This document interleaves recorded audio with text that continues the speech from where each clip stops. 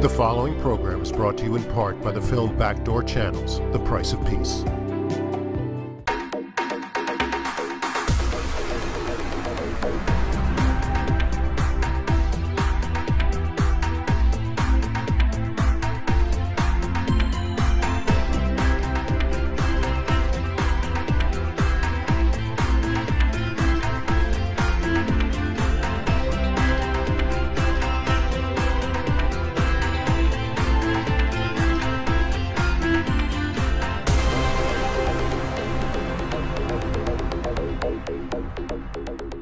Welcome to another Leon Charney Report, and we have with us the, how do I describe, Arthur Hertzberg, one of the great philosophers, Jewish philosophers of the 20th century and going into the 21st century. I was at his book party the other day, and he said, good Lord keeps him going, he's going to write a few more books.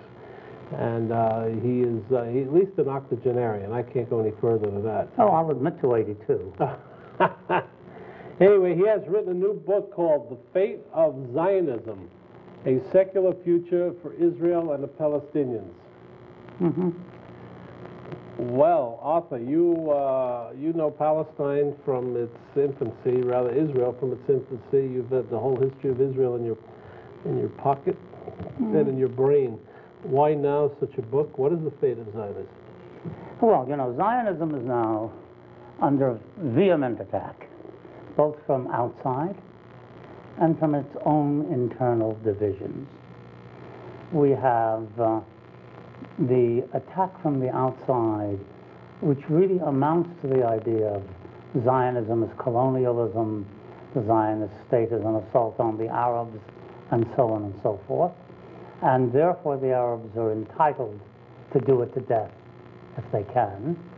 And anybody who lives there, not merely a settler on the West Bank, anybody who lives there is really taking away from Arab land. That's one side of the argument. The other side of the argument is that we are ourselves bitterly divided.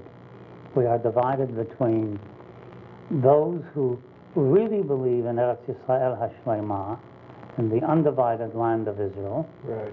God gave us the land. And those who say, woe there. We have to find ways of living peacefully as best we can with the Palestinians, because they aren't going to go away and we aren't going to go away.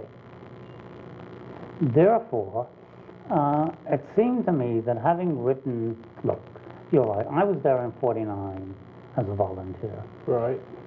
I've known every prime minister of Israel since David Ben-Gurion, every last one of them. I have fought with some of them, argued with all of them, and been friends with some of them. All right, let me interrupt you for 1 minute. Tell me a little bit about Moshe Sharet. Did you ever meet him? He was a very dear friend. I'm still a friend of his family's. Moshe Sharet, the second prime minister of Israel. Very short period. Yeah, because he was the foreign minister under David Ben-Gurion.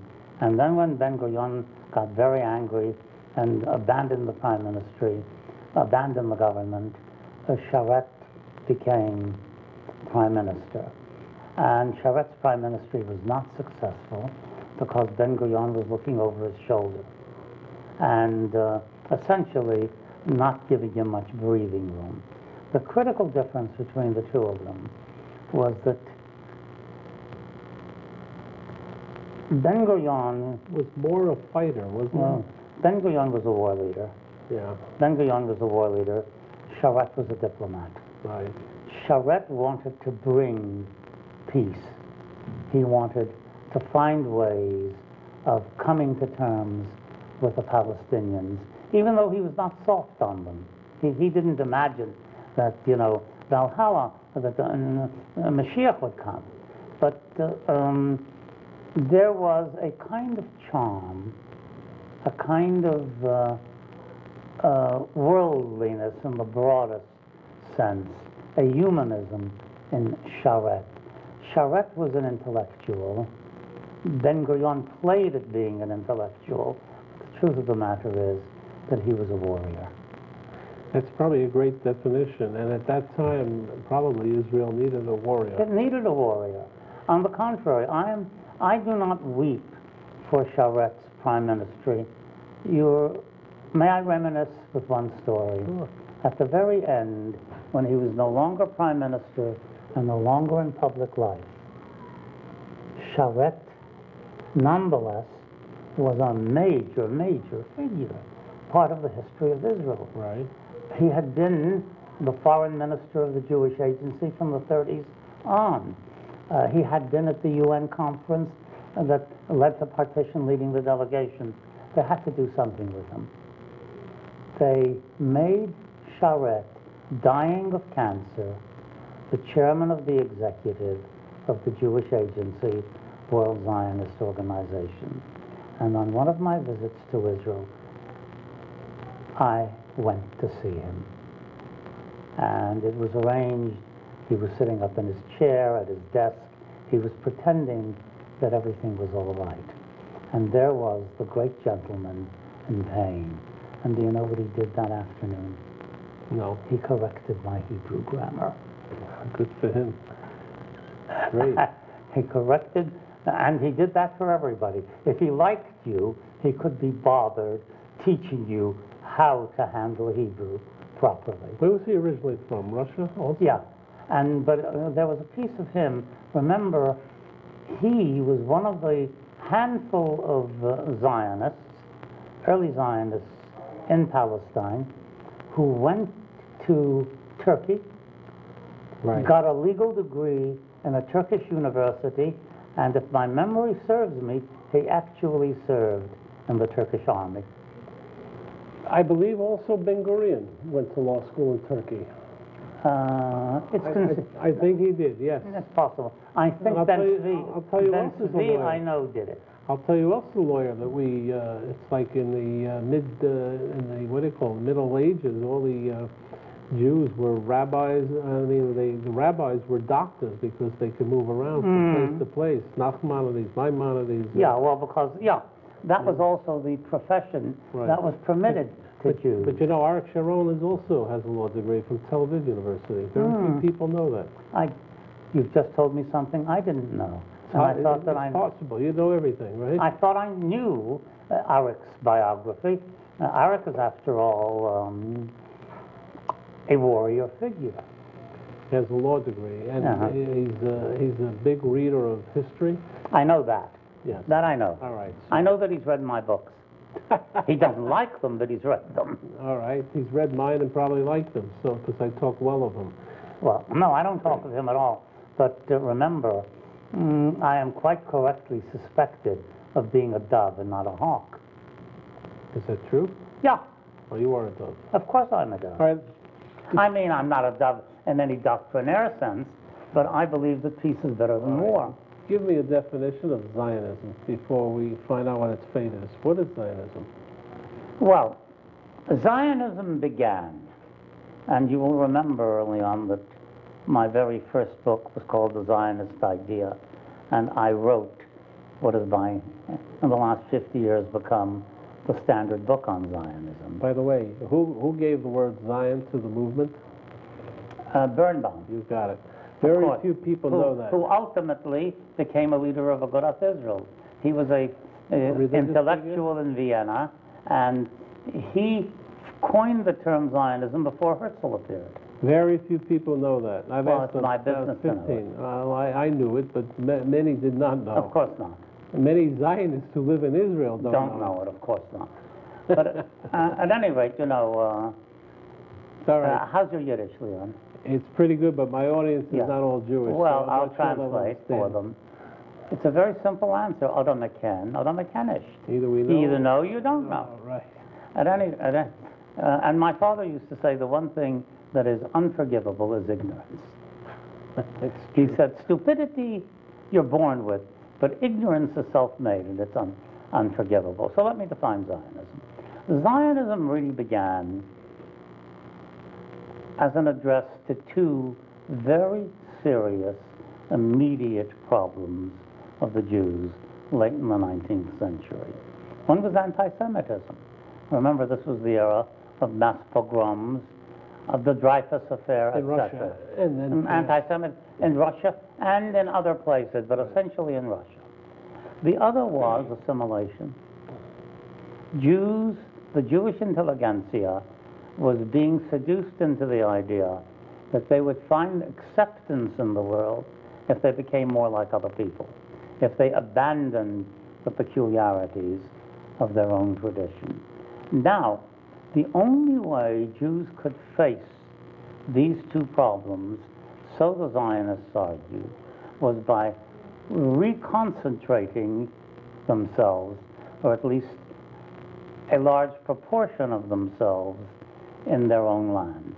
Now, this original definition of Zionism, modern Zionism, Herzl was responsible for the emphasis on anti-Semitism and how are we going to cure it. Asher Ginsburg, who's the leading intellectual of Russian Jewry, was responsible for the notion that if you put the Jews together in a national home of their own, they would deal with their religious and intellectual and cultural problems in their own terms. These were two secular ideas. Herzl was not a religious Jew. Neither was Ahad, even though he had been trained as a rabbi. Therefore, Zionism begins, let me be very, very open, as a substitute for religion. Zionism begins with the idea that modern Zionism begins with the idea that a religion is no longer holding us together, because under the impact of anti-Semitism and of assimilation, we are drifting apart. And the only thing that can possibly hold us together is our concern for our own safety and for our own national That's a huge issue. So the religious folks said what to that? As a matter of fact, the religious folks did two things. The majority of them refused to have anything to do with Zionism. Then you had religious Zionists, Agudas Yisrael. Well, Agudas Yisrael were not. They were religious non-Zionists, but Mizrahi. Now, Mizrahi... I interviewed Berg, what's his name? I did a very big interview with... Avraham Borg, the old man? Yeah. Well, he's old enough to know. He died, but we did a big interview with him. He went through that history. Yeah, that's right. Avraham died very recently. Right. His son, of course, is a political figure in Israel today. I used to go to shul with Avraham Borg in Jerusalem every Shabbat that I was there. We went to a little shtibel behind Hechel Shlomo, and we argued with each other or kidded each other. Now, Borg, the earliest religious Zionists were a minority, and they took the attitude that they would join the Zionist movement to make sure that it didn't go overboard in anti-religion. Right. But, a very important but, they said religiously, we don't believe that the Zionist movement is bringing the Messiah. It is some small preparation for it. The Messianic day will come when God, in his own mysterious ways, agrees to send it to us. Yeah, and this became a big issue during World War II because a lot of rabbis did not believe in a Zionistic state, and they kept their people in Europe. And yes. Yes, and it's led to, unfortunately, a lot of death. A lot of death. Absolutely. And the one who tried to change that was Rabbi Cook, who was the first chief rabbi of Palestine, who said that you can be a religious Zionist because the process of Zionism in Israel is the process of maybe the coming of the Messiah. Very technical, but very important at that point. Well, I have gone through a very important, very devastating stage in my relationship to Cook the Elder. You know, his son is the chap who has created a good bit of the present religious turmoil. Right. Cook the Elder was a holy and a saintly man. Not the slightest doubt about it. Well, I didn't know any of them, but I heard from many people that the rabbi's son is not like the rabbi. No, they're wrong. The rabbi, you see, in the logic of Cook the Elder, And I've written lots about Cook the Elder. And one of my closest friends, the late great Justice Chaim Cohen, was his disciple, who came to Israel to study under him in the yeshiva. And in one of our last conversations, I asked him about Cook the Elder, and my wife was there. His eyes were overcome with tears. By now, I'm talking to Justice Cohen, who had become a secularist, under the impact of the Shoah, of the Holocaust. Cohen said this was a holy man. I've never heard him. It's wonderful. But, as the conversation proceeded, the difficulty with Cook is that Cook said, the Mashiach is around the corner. World War I, in his writing, is the war of Gog and Magog. It is Ikvetad de Mashiach, it is the preparation for the Messiah. Once you begin to interpret secular events fairly certainly as preparations for the Messiah, the bell ringing the Messiah, etc., you are opening the door for somebody to say, and if the Messiah is on his way, and these so-and-sos are impeding his coming, then we must do something about it. And so I maintain... Who are the so-and-sos? His own son. Remember, when you got... But let me go back with you for 1 minute, Arthur. The Vilna Gaon, if you remember, also gave certain dates when he said that the Mashiach would come in the 1800s. You're aware of that? No, I'm not aware of that. Oh, all right. We did an interview with Ruby Rivlin, who's now the Speaker of the Knesset, yes, and a direct descendant of the Vilna Gaon. And he said that he gave a specific date. That's why many of them had moved to Palestine at that time. And then... and then it didn't happen. It didn't happen, so he gave another date, as I understand it. Well, may I quote, in his absence, to Ruby Rivlin, and I know what he's talking about in that sense. He's talking about the fact that in the late 18th century, disciples of the Gaon of Vilna and disciples of the Baal Shem Tov, both that was Hasidic leader. the Hasidic, they both came to the Holy Land. Well, let me explain that to our audience. Not everybody is Jewish. The Vilna Gaon was a tremendous intellectual. And a great scholar of Rabbinah. A great scholar of Rabbinah, and he lived in Lithuania, which was a hotbed of great intellectualism, and many of the Jews felt that they could not participate. A man called the Baal Shem Tov came and founded what is called Hasidism. And today, I believe you have some Hasidic blood in you. I've read it from Jew in America. I am the book that won a descended. national, let me complete my sentence, Yeah. the Jewish Book Award, Yeah. right? He was Yeah. selected. No, what pleased me just as much is that the state of New Jersey conferred on it last Sunday at a luncheon on this book. Which book? Jew in America? Jew in America. Right. Its award, its recognition as the best book on the humanities written in New Jersey or anyone. Really? Yeah. So we got a kudu. We gave you a big interview on that one, right? Yeah, and I was very delighted. It was a very sensible interview. You see, the trouble, let's get back to the subject that you raised. I know that you've studied Talmud because you came into my life as a yeshiva bacher. You were then at the Yeshiva University, right, studying Talmud as a youngster, what, about 18? Right. And you came because I needed somebody to teach somebody. Right. And you taught the young man beautifully. I've now taken over your job. I'm not teaching my own granddaughter. Started yesterday. At any rate, in the Talmud, we are forbidden to be machashvei kitzin, to try to figure out the date of the end. We are forbidden to try to force the hand of God to bring the Messiah. We are forbidden to do anything but wait attentively in the hope that the improvement of our spiritual, religious, halachic legalistic conduct will help bring the Messiah. All right. Therefore, when the early Mizrahi people began, It's a religious party. we were talking about them a couple of minutes ago, Right. they said, let us wait. We're going to do something in the hope that it might remind them in heaven that we're still waiting.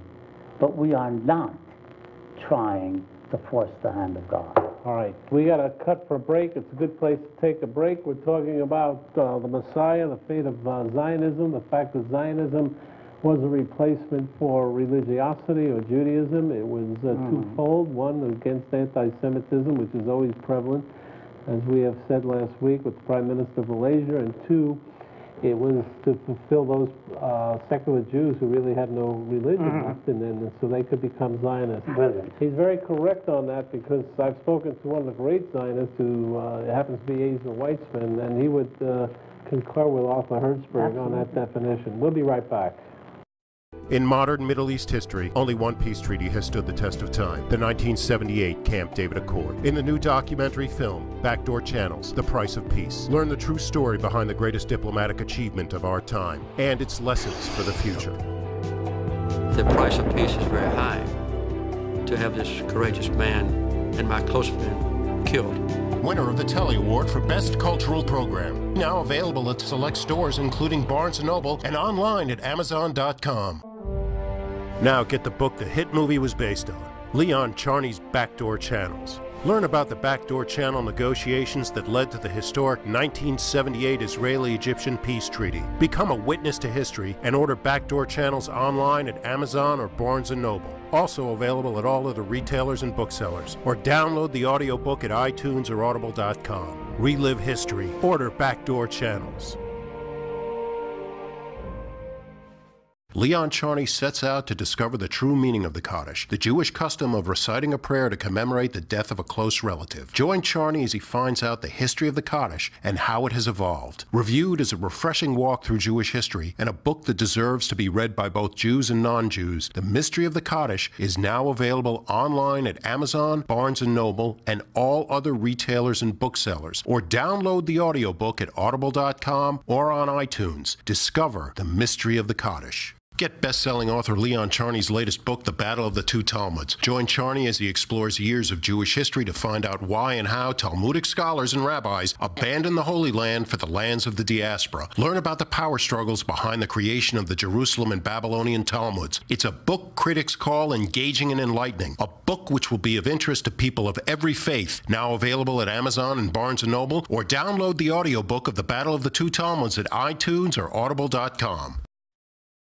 Available now over iTunes, Amazon, and Google Play. Leon Charney's cantorial CD in Disco Lam. Listen as Charney movingly sings El Moleh Rachamim and Charney's amazing rendition of a disco remix of Adon Olam, all sung in the incredible and individual Charney style. Also listen to the CDs on Rhapsody. Download Leon Charney's cantorial songs in Disco Lam, the disco remix of Adon Olam on Amazon, iTunes, and Google Play. Or listen in on Rhapsody. All available now.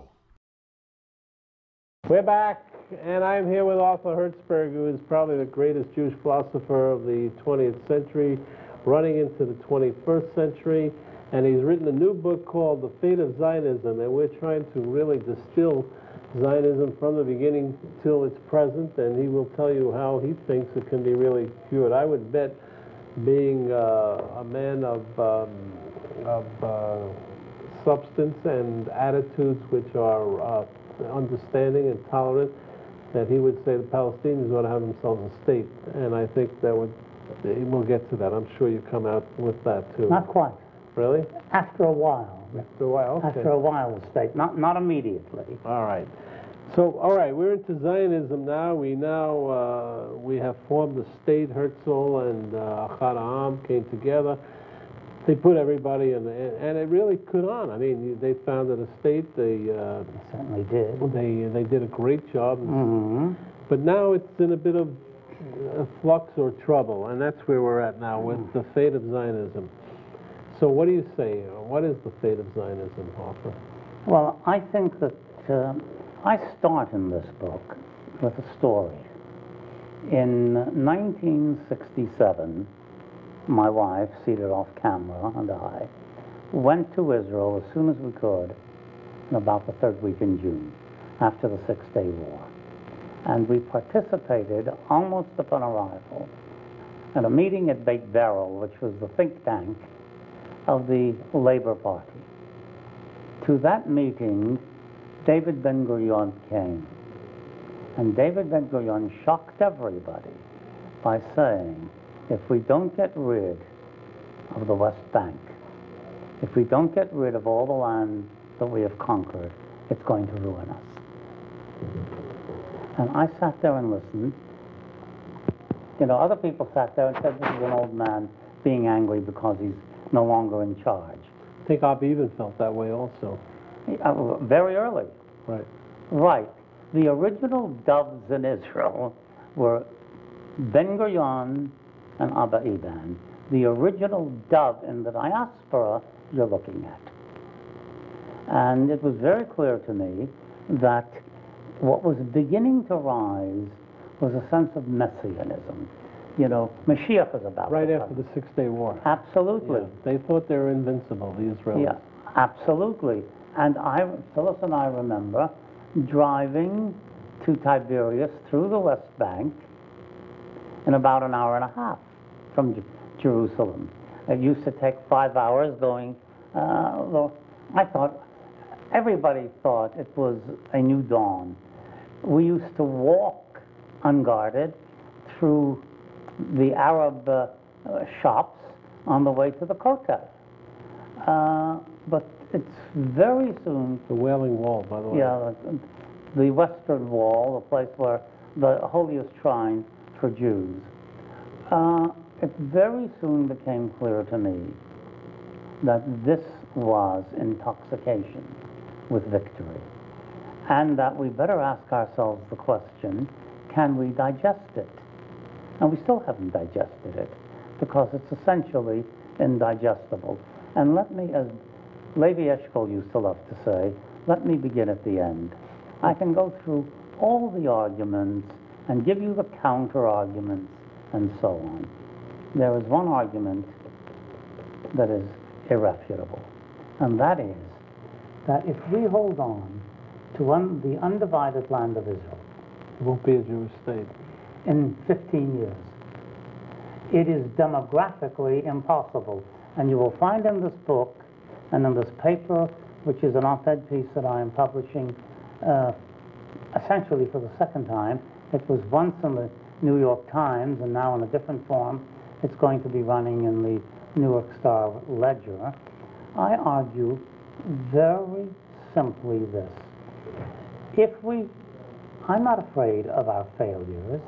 I don't think that the Arabs can destroy the Jewish state, not even with suicide bombers. I don't think they're going to push us into the sea. By the same token, I don't believe we're going to push them out either.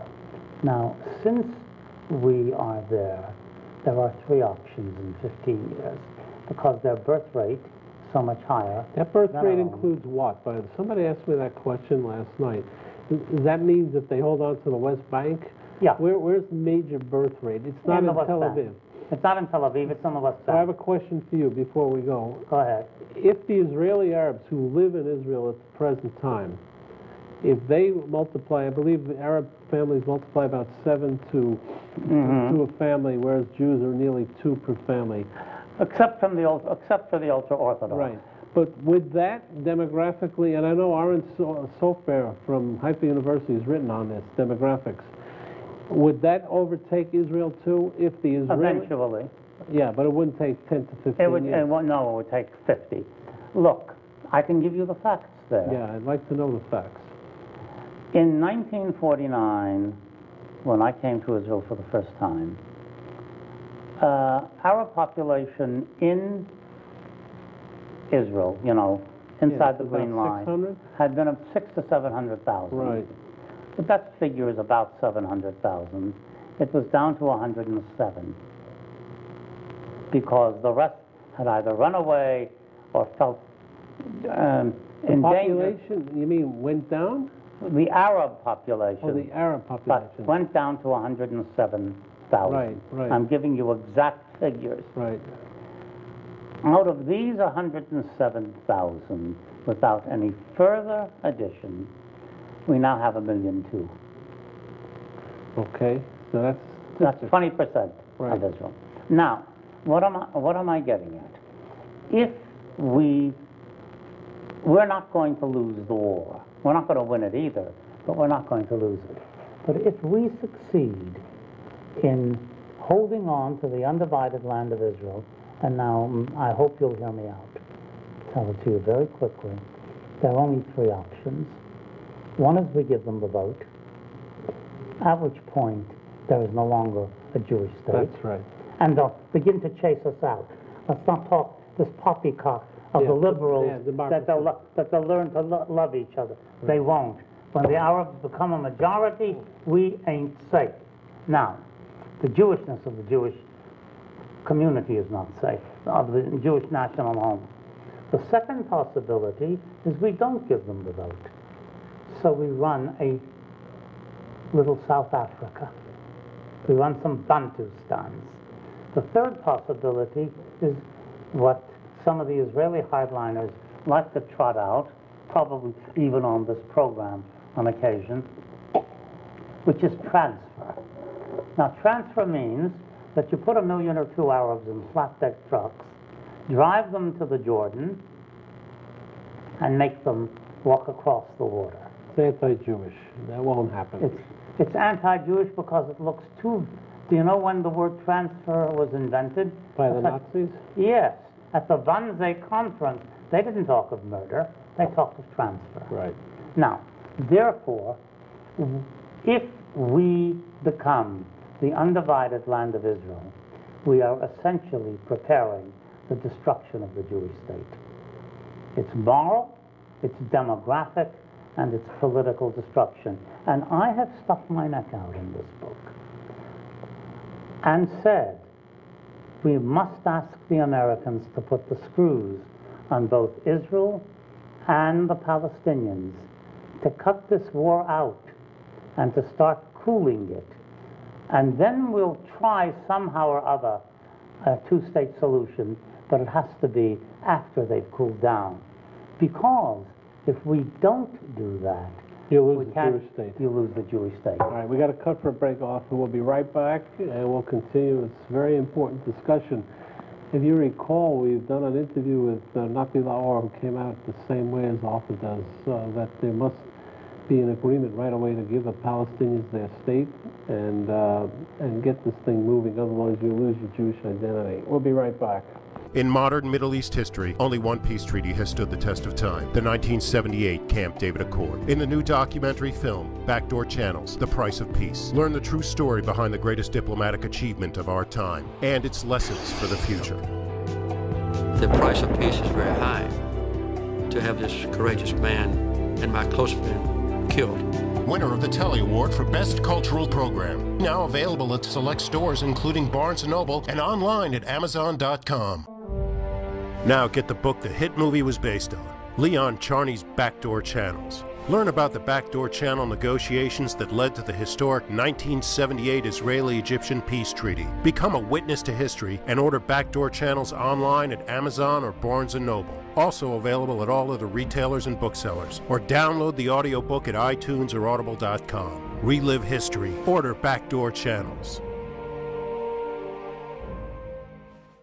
Leon Charney sets out to discover the true meaning of the Kaddish, the Jewish custom of reciting a prayer to commemorate the death of a close relative. Join Charney as he finds out the history of the Kaddish and how it has evolved. Reviewed as a refreshing walk through Jewish history and a book that deserves to be read by both Jews and non-Jews, The Mystery of the Kaddish is now available online at Amazon, Barnes & Noble, and all other retailers and booksellers. Or download the audiobook at Audible.com or on iTunes. Discover the mystery of the Kaddish. Get best-selling author Leon Charney's latest book, The Battle of the Two Talmuds. Join Charney as he explores years of Jewish history to find out why and how Talmudic scholars and rabbis abandoned the Holy Land for the lands of the diaspora. Learn about the power struggles behind the creation of the Jerusalem and Babylonian Talmuds. It's a book critics call engaging and enlightening. A book which will be of interest to people of every faith. Now available at Amazon and Barnes & Noble, or download the audiobook of The Battle of the Two Talmuds at iTunes or Audible.com. Available now over iTunes, Amazon, and Google Play. Leon Charney's cantorial CD and Disco Lam. Listen as Charney movingly sings El Mole Rachamim and Charney's amazing rendition of a disco remix of Adon Olam, all sung in the incredible and individual Charney style. Also listen to the CDs on Rhapsody. Download Leon Charney's cantorial songs and Disco Lam, the disco remix of Adon Olam on Amazon, iTunes, and Google Play. Or listen in on Rhapsody. All available now. We're back, and it's Arthur Hertzberg who's with me. I'm Leon Charney. We're talking about The Fate of Zionism, which is a new book authored by Arthur Hertzberg, and we're talking about what the future looks like for Israel if they listen to Arthur Hertzberg's book. So what will the future look like if they listen to your book? So what I'm going to hear, by the way, when my audience hears this tape, is they say, well, we're willing to do it, but there's no one to talk to with the Arabs. So what do you say to that? There never was anybody to talk to with the Arabs. Okay. This is we're dealing with 100+ years war. Right. The Arabs never agreed once to the Balfour Declaration or to any of the Jewish claims. They were shooting at the first Zionist settlements. True. In the 1890s. You'll find the evidence in this book. Therefore, the notion of we'll do X if they do Y is a non-starter. What we have to do is do those things which work for our own security, for our own Zionist security. All right, so I ask you a question. Should Israel unilaterally declare that it accepts a Palestinian state tonight? No, that would be absolute poison. No, I take a different view. I take the view that the notion that there can be cross-table or even unilaterally a two-state solution is nonsense. Because if there is a two-state solution tomorrow, we still will have to deal with the fact that there's Hamas all over the place, and they will be infiltrating and sending bombs, etc., etc. We have to remove some of the infrastructure on both sides for irritability. And therefore, we have got to give up the creeping annexation of the West Bank and most of the settlements, because they are an unnecessary, not merely irritation, they are an unnecessary representation. All right, do you believe if that step were taking, there'd be a peace process that could be accomplished? This, by the way, Let me finish. Okay. I'm not talking about it. I think also that concurrently, the Palestinians must be denied the money and the arms with which to carry on their war against the Jews. All right, how do you do that? Who's funding them? Syria, but more important, Saudi Arabia? Saudi Arabia, Iran, and they're getting their armaments from the former Soviet Union, especially Belarus. It is within America's possibilities to stop. So you think the American power is so great that they can stop Iran and Saudi Arabia and Syria from funding the Palestinians? Yes. So that's your thesis? My thesis is that if we don't use that power, then something is about to happen to America, which no one seems to have picked up on, though I've written it in this book. What is that? The use of atomic nuclear weapons in the region. I spent quite a good bit of time with people in the United States who know the weapons of mass destruction situation in the western part of the Middle East. There are some experts, some former intelligence people who were in American government very recently, and here is what it adds up to. There are already enough dirty atom bombs, you know, the rods out of which you can make a big bang, though not quite an atom bomb. There are enough dirty atom bombs around in Arab hands near Israel for someone to set off this kind of attack. And in fact, they're rather surprised that it hasn't happened. The reason why the Americans have been, the Bush government has been so soft on the Israeli attack on the cellars in the West Bank and in Gaza is that they are afraid that somewhere in one of these cellars there is a factory of much dirtier weapons than have been used so far.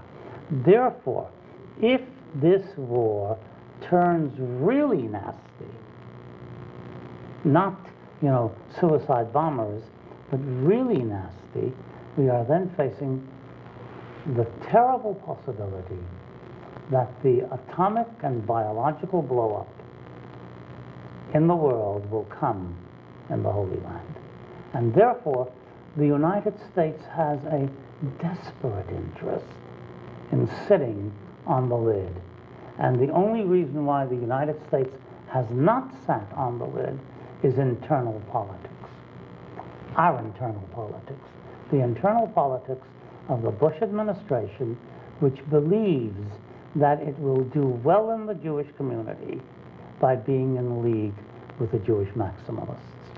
Well, I think that's true. I think that George Bush probably has been more supportive than any other president of Arik Sharon and has given him a pass, in a sense, to do whatever he wants to accomplish, and that I don't think he will retract that power. I've said it here 100 times on this show, because politically I think he's aiming for the Jewish vote, and if Howard Dean gets the nomination, he's already committed a faux pas of great importance, I would say, to the Jewish vote. I don't think Dean is going to get the nomination, but I agree with you. Let's assume the polls today show that. I think that George Bush will probably have a great impact and take a great deal of votes from the Jewish community, and I think they know that. I think it's not about votes. I don't think that the really smart people in the administration are thinking about votes. What are they thinking about? Money. I think they have enough money. I don't agree, Off. I think the Bush team has enormous amounts of money. What do they have, $500 million by now? Yeah, they have repositories all over the place. Money is not their problem. And you're going to see, once it gets timely for them, you're going to see pro-Bush ads going all over the place. You know, his polls will start to rise. I'm not so sure, because remember, he's stuck in Iraq. Bogged down in Iraq. He's stuck in Iraq. And he's getting a bloody nose every day. But be that as it may, unless the Americans step in, and you say that it's a disaster in the Middle East. It's a disaster. Yeah. I say something even more pointed. As historian of Zionism and of Israel, Israel has never made peace cross-table with the Arabs. The armistice agreements which ended the War of Independence in 49, 50 were UN agreements, and behind Ralph Bunche stood the Americans. The agreement which made the Israelis pull out in 57 after their campaign in Suez was Eisenhower's push. Right. The 67 agreement was again the Americans, because ultimately it blew up into 73, and once 73 blew up, it took the Americans to negotiate it was your friend, Henry Kissinger. Yeah, Henry Kissinger. And then my very complex and complicated friend. Now, after 73, there came 82. 79, Camp David. Camp David. Well, again. No, that was face to face. I mean, I was there. I saw it. Yeah, but it needed the American. It needed the American. It didn't happen. It didn't happen without bilaterally. It happened only with the cooperation of the United Bilaterally, States. They were getting nowhere. Right. This was a big fight, by the way. I remember that history very well. I was part of it. Yes, you were there. And Weitzman and Dayan really wanted at first to get bilateral negotiation. They didn't want intermediaries. They didn't want the United States there. But at the end, they couldn't. The one where they didn't have the United States was Oslo, and it went to the devil. It went to the devil. Yeah. Therefore, I am maintaining that Israel and the Arabs, who have been fighting 100 years war, are incapable of getting out of the basic problems. The Arabs want us in the sea, and we would like them on the other side of the Jordan, our hardliners on both sides. So I agree with you that American influence is predominant in most of these agreements. And is indispensable. If American influence is really brought to bear, even on behalf of the roadmap. All right, but how do you move America off it? Let's assume your thesis is correct. You scare the hell out of America. How?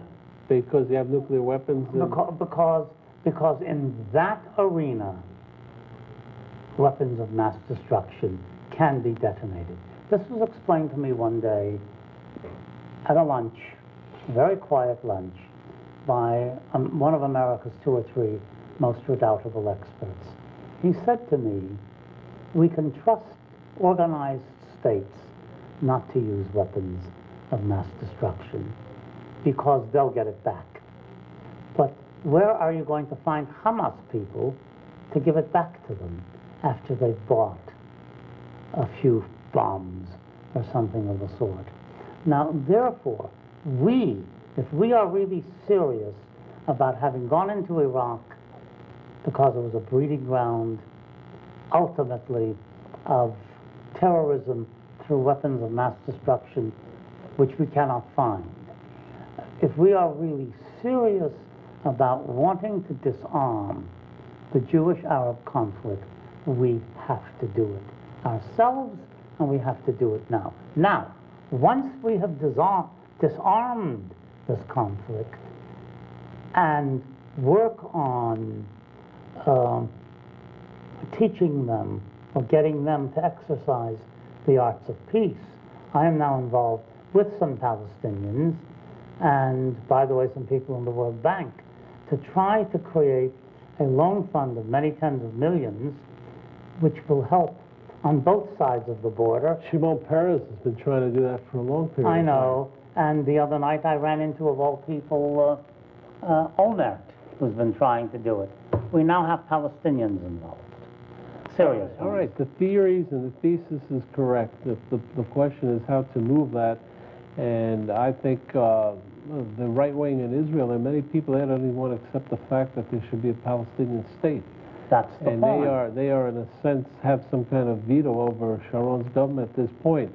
Maybe with the advent of Tommy Lapid and his party, and maybe if the religious party would leave because they lost the religious ministry, but I don't think they have that much profile of courage. They're not going to leave because they like the power. The power, whatever power. Right. However,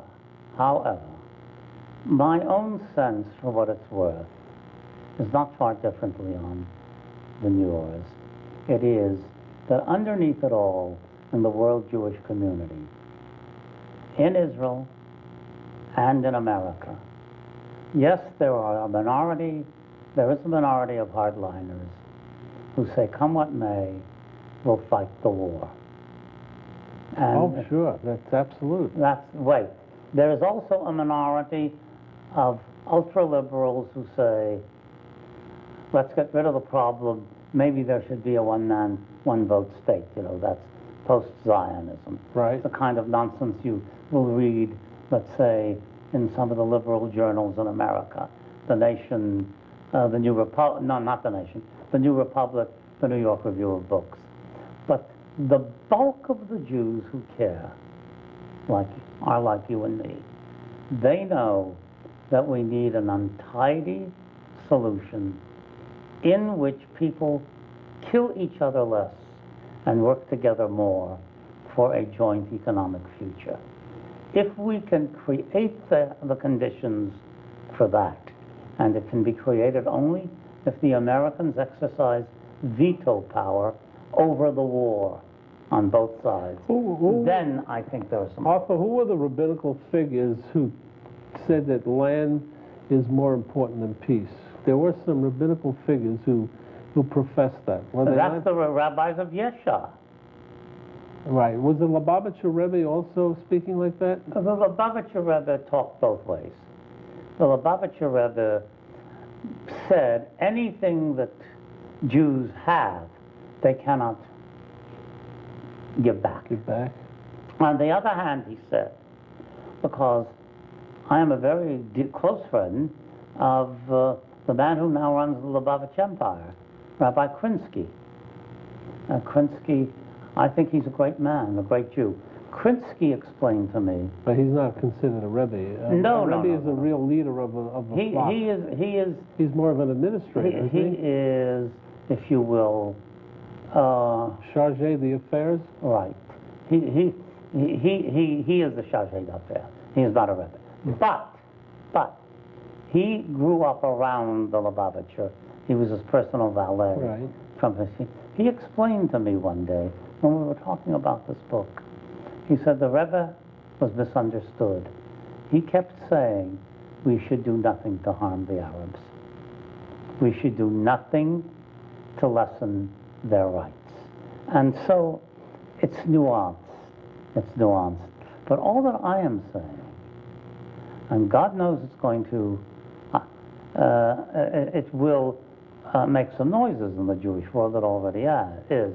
What I'm saying is, you cannot persuade anybody of the justice of our cause, our Zionist cause, unless you are willing to listen to the hurts, the feelings of others as they experience them, right or wrong. And we have to be moving together to stop the killing. Not to hold on to the land, not to make more settlements, not to take revenge of the Arabs, etc., but to stop the killing. If I say the word Arafat to you, what happens? What do you think? Arafat is a practiced crook. Arafat is sitting on many, many tens of millions of dollars, which came for help for his people. And he diverted it to his own use or his own power. Absolutely. Look, it became very fashionable in the Jewish community in the last 10 or 15 years to meet some of these characters, right? Absolutely. You are looking at the only Jewish liberal that I know who has consistently refused to meet Arafat. I was invited to that famous, infamous meeting with him in Stockholm some 10 years ago or so. Remember that, when a bunch of American Jews went to have a love feast with him? I refused to go. I was asked to lead the delegation, and I refused to go. You are looking at the one Jew of some prominence in Jewish affairs who has never had his picture taken with Arafat or with John Paul II. Do you believe that they have some credible leaders there today, or they don't have the ability to put them in place? They are afraid. Remember, the life expectancy of a Palestinian leader who would say, let's give up the right of return, is not very much longer than Sadat. All right, we got 1 minute off. The Balin plan, Balin went to Germany or someplace, met with Palestinians, with Berg, etc., and they came up with a plan that's not governmental, it's only private people meeting with each other. Can it work? No. Why? Quickly. Very, very simply. They are trying to negotiate cross-table with each other a deal. And you say it doesn't work in that territory. In that territory, the only thing that works is slowly pushing the gradualism. Gradualism. The book is The Fate of Zionism. It's author Hertzberg in his own words, and he's also written a book called A Jew in America, which has won the New York Book Award. Might as well listen and hear very carefully. Hopefully he's right, and we'll see you next week to see. We won't know in 1 week, though. In modern Middle East history, only one peace treaty has stood the test of time, the 1978 Camp David Accord. In the new documentary film, Backdoor Channels, The Price of Peace, learn the true story behind the greatest diplomatic achievement of our time and its lessons for the future. The price of peace is very high. To have this courageous man and my close friend killed. Winner of the Telly Award for Best Cultural Program. Now available at select stores including Barnes & Noble and online at Amazon.com. Now get the book the hit movie was based on, Leon Charney's Backdoor Channels. Learn about the Backdoor Channel negotiations that led to the historic 1978 Israeli-Egyptian peace treaty. Become a witness to history and order Backdoor Channels online at Amazon or Barnes & Noble. Also available at all other retailers and booksellers. Or download the audiobook at iTunes or Audible.com. Relive history. Order Backdoor Channels. Leon Charney sets out to discover the true meaning of the Kaddish, the Jewish custom of reciting a prayer to commemorate the death of a close relative. Join Charney as he finds out the history of the Kaddish and how it has evolved. Reviewed as a refreshing walk through Jewish history and a book that deserves to be read by both Jews and non-Jews, The Mystery of the Kaddish is now available online at Amazon, Barnes & Noble, and all other retailers and booksellers. Or download the audiobook at Audible.com or on iTunes. Discover the mystery of the Kaddish. Get best-selling author Leon Charney's latest book, The Battle of the Two Talmuds. Join Charney as he explores years of Jewish history to find out why and how Talmudic scholars and rabbis abandoned the Holy Land for the lands of the diaspora. Learn about the power struggles behind the creation of the Jerusalem and Babylonian Talmuds. It's a book critics call engaging and enlightening. A book which will be of interest to people of every faith. Now available at Amazon and Barnes & Noble, or download the audiobook of The Battle of the Two Talmuds at iTunes or Audible.com.